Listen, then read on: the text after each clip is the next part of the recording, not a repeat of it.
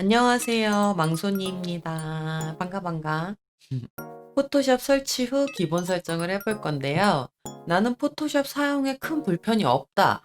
내 건 슈퍼컴퓨터라 완전 괜찮아. 이런 건 필요 없어. 라고 생각하는 분들은 설정 안 하셔도 돼요.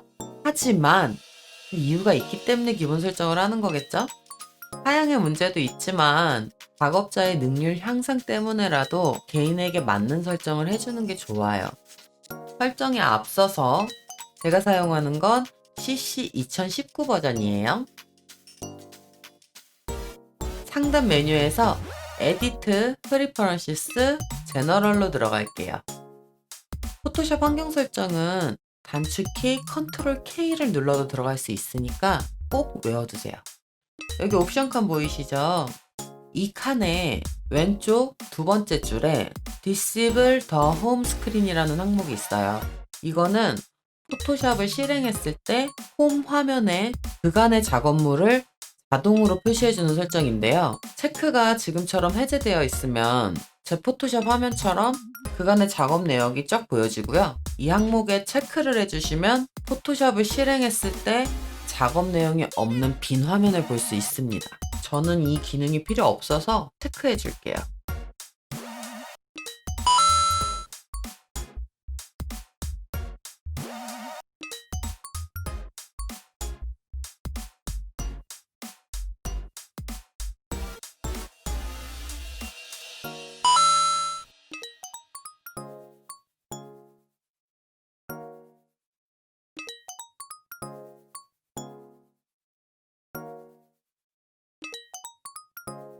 오른쪽 세 번째 줄을 보면 리사이즈 이미지 듀링 플레이스라는 항목이 있어요. 이건 기본으로 체크가 되어 있는데 이미지를 캔버스로 끌어왔을 때 끌어온 이미지의 크기를 캔버스의 가로 사이즈에 맞춰서 넣어주는 기능이고요. 이곳에 체크를 해제하면 이미지를 원본 사이즈 그대로 캔버스에 넣어줍니다. 저는 이 기능을 안 써서 그냥 둘게요.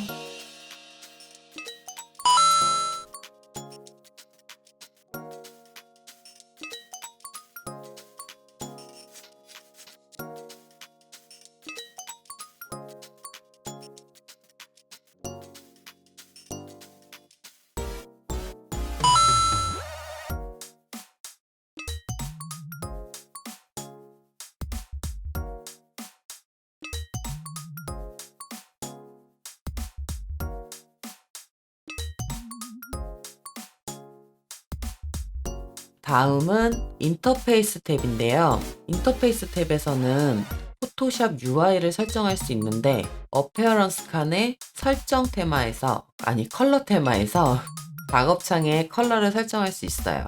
저는 상단 4개의 컬러 중에 첫 번째 칸의 가장 어두운 컬러로 선택할게요. 이게 눈이 편하더라고요. 다음 툴스 탭으로 갈게요. 여기 옵션 칸을 보면 오른쪽 네 번째 줄에 줌 클릭키 포인트 투 센터라는 항목이 있는데 이 기능은 돋보기 툴을 사용할 때 내가 확대하고자 하는 부분이 모니터의 가운데로 오게끔 하는 기능이고요. 작은 기능이지만 저는 아주 유용하게 쓰기 때문에 그대로 둘게요.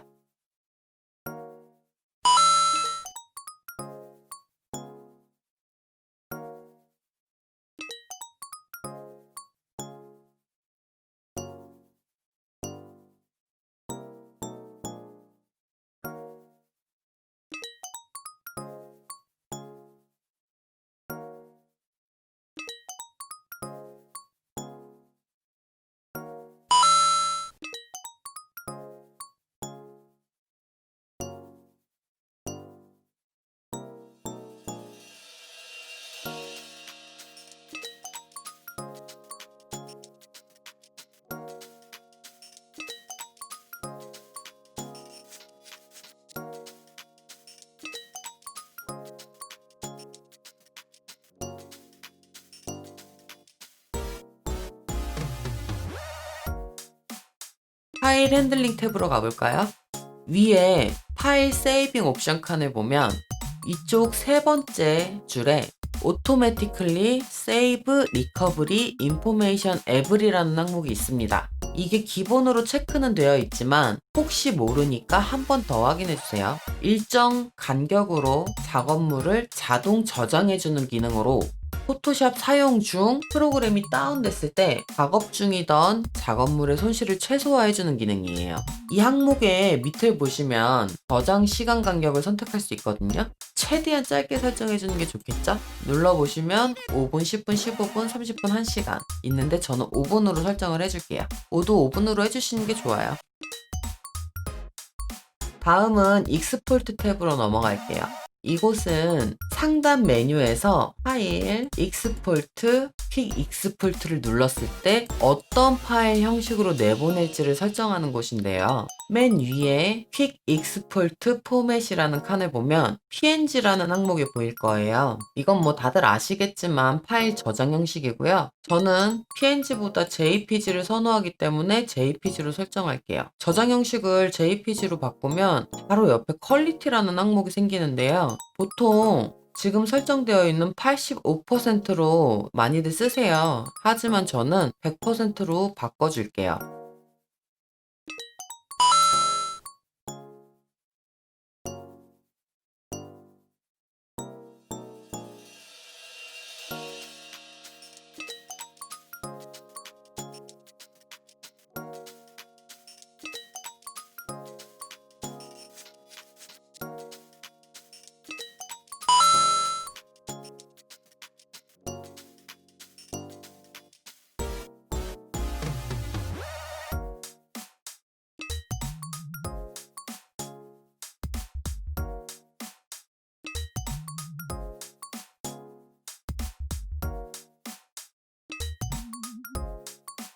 퍼포먼스 탭으로 가볼게요. 이곳은 포토샵의 성능을 설정하는 곳이거든요. 상단에 메모리 유서지 칸을 보면 마이너스와 플러스 사이에 바가 하나 있는데 포토샵에서 사용할 메모리의 양을 눈으로 확인할 수 있어요. 그리고 이렇게 마이너스 플러스를 누르면 설정도 해주실 수 있고요. 이 바의 위를 자세히 보면 아이디얼 레인지라는 항목이 있어요. 여기에 쓰여 있는 숫자의 범위는 포토샵을 사용하기에 적당한 메모리의 범위입니다. 이 범위보다 작거나 크게 설정하면 프로그램이 느려지거나 오류를 일으킬 수 있으니까 알맞은 용량을 설정해 주세요. 저는 그냥 설정되어 있는 70% 그대로 설정할게요. 두 번째 칸에 히스토리 캐시 칸을 보시면 왼쪽에 옵티마이즈 캐시 레벨즈 언더 타일 사이즈 4라는 항목이 있어요. 캐시의 수준 및 타일 크기를 최적화하는 곳이고요. 세 가지 버튼이 보이죠. 첫 번째는 웹 디자인 작업, 두 번째는 일반 사진 편집 작업, 세 번째는 초고화질 이미지 편집 작업. 이 세 가지 작업 방식에 따라서 설정을 해주시면 되는데 저는 그냥 히스토리 스테이트 수치만 100으로 바꿔줄게요. 이거 한번 바꿔주시면 모든 항목에서 자동으로 바뀌어요. 이 히스토리 스테이스가 뭐냐면 작업 중 되돌리기 가능한 횟수예요. 컨트롤 Z 아시죠? 횟수를 너무 많이 잡으면 포토샵이 느려지거나 멈출 수 있으니까 욕심부리지 마시고 적당량으로 설정해주세요. 저는 100번 되돌리게 할 수 있게끔 설정하겠습니다. 다음은 스크래치 디스크 탭으로 가겠습니다. 이곳은 포토샵이 여유롭게 들어갈 수 있도록 임시 폴더 디스크를 설정하는 곳이고요. 여기서 설정된 스크래치 디스크의 용량이 적으면 포토샵이 느리게 열리거나 실행이 아예 안 될 수 있으니까 용량이 넉넉한 디스크로 설정해 주세요. 그리고 여기서 잠깐 스크래치 디스크로 어떤 디스크를 사용해도 상관은 없어요. 하지만 용량이 넉넉하다면 이왕이면 HD보단 속도가 빠른 SSD로 설정을 하는 게 훨씬 빠르고 부드럽게 포토샵을 사용할 수 있어요. 저는 이 C 드라이브가 SSD니까 그대로 설정해 놓을게요. 다음은 유닛 앤 룰러스 탭으로 갈게요. 이곳은 눈금자와 폰트 정보를 설정할 수 있는 곳이고요. 왼쪽 상단에 유닛 칸을 보시면 룰러즈와 타이프 두 가지 항목이 있어요. 여기서 룰러즈는 눈금자를 사용했을 때 눈금자의 단위, 타이프는 문자의 단위고요. 저는 룰러스는 픽셀, 타이프는 포인트 이렇게 설정을 할게요.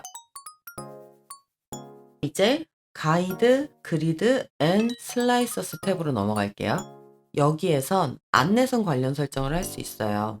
첫 번째 가이드 칸에서는 안내선의 속성을 설정할 수 있고요. 특히 다섯 번째에 스마트 가이드 항목을 보면 스마트 안내선의 컬러 설정이 가능하니까 필요한 분들은 원하는 컬러 설정해 주세요. 요거. 저는 핑크를 좋아하니까 이대로 둘게요. 두 번째 그리드 칸에서는 격자, 속성 설정이 가능하고요. 격자의 간격과 세분을 설정할 수 있습니다. 저는 이게 25mm로 되어 있는데 픽셀로 바꿔줄게요. 1픽셀.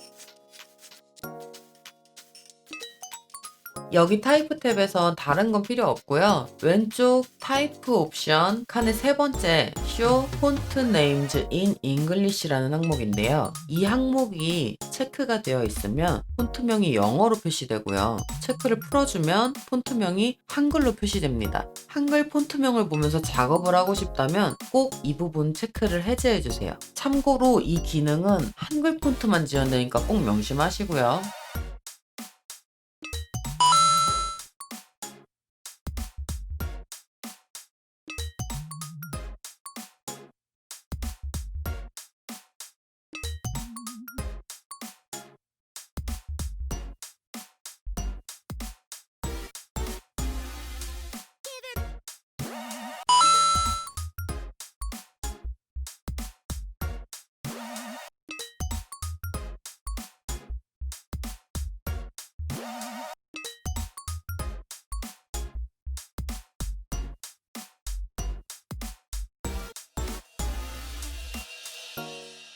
자, 여기까지 잘 따라오셨나요? 모든 설정이 끝났다면 OK 버튼을 꾹 눌러주세요. 참 쉽죠? 이렇게 포토샵 기본 설정이 끝났고요. 이 설정들을 다 따라하실 필요는 없어요. 작업자의 성향과 환경에 맞게 설정에 사용하시길 바랄게요. 그럼 저는 이만 즐겁고 쉬운 포토샵 하세요. 빠이빠이.